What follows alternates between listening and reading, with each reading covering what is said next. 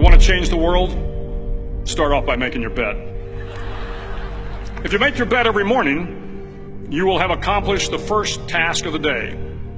It will give you a small sense of pride, and it will encourage you to do another task, and another, and another. And by the end of the day, that one task completed will have turned into many tasks completed. Making your bed will also reinforce the fact that the little things in life matter.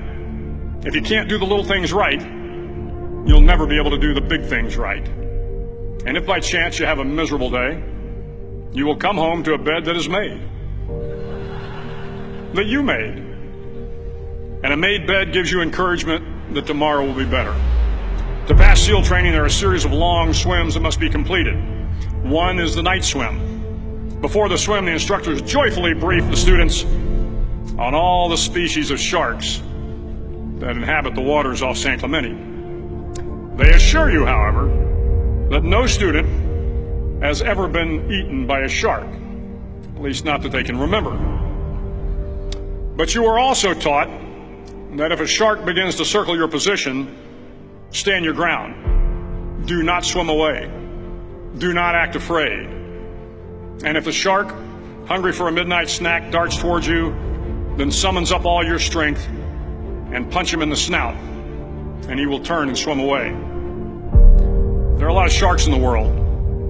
If you hope to complete the swim, you will have to deal with them. So if you want to change the world, don't back down from the sharks. Over a few weeks of difficult training, my SEAL class, which started with 150 men, was down to just 42. There were now 6 boat crews of 7 men each. I was in the boat with the tall guys, but the best boat crew we had was made up of the little guys, the Munchkin crew, we called them. No one was over 5'5". The Munchkin boat crew had 1 American Indian, 1 African American, 1 Polish American, 1 Greek American, 1 Italian American, and 2 tough kids from the Midwest. They out-paddled, outran, and outswam all the other boat crews. The big men in the other boat crews would always make good-natured fun of the tiny little flippers the Munchkins put on their tiny little feet prior to every swim. But somehow these little guys from every corner of the nation and the world always had the last laugh, swimming faster than everyone and reaching the shore long before the rest of us. SEAL training was a great equalizer. Nothing mattered but your will to succeed, not your color, not your ethnic background, not your education, not your social status. If you want to change the world, measure a person by the size of their heart, not by the size of their flippers. The 9th week of training is referred to as Hell Week. It is 6 days of no sleep, constant physical and mental harassment, and 1 special day at the Mud Flats.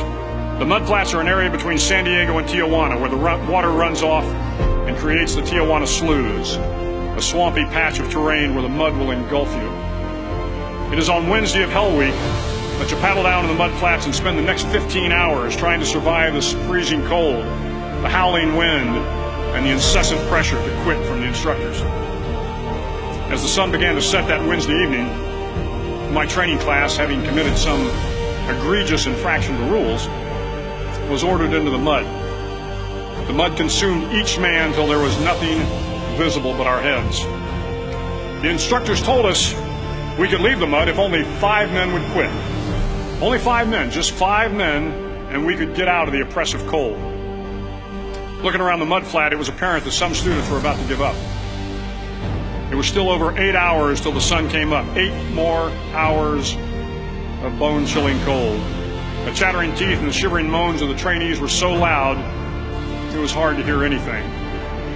And then one voice began to echo through the night. One voice raised in song.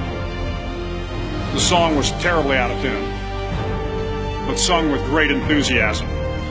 One voice became 2, and 2 became 3, and before long, everyone in the class was singing.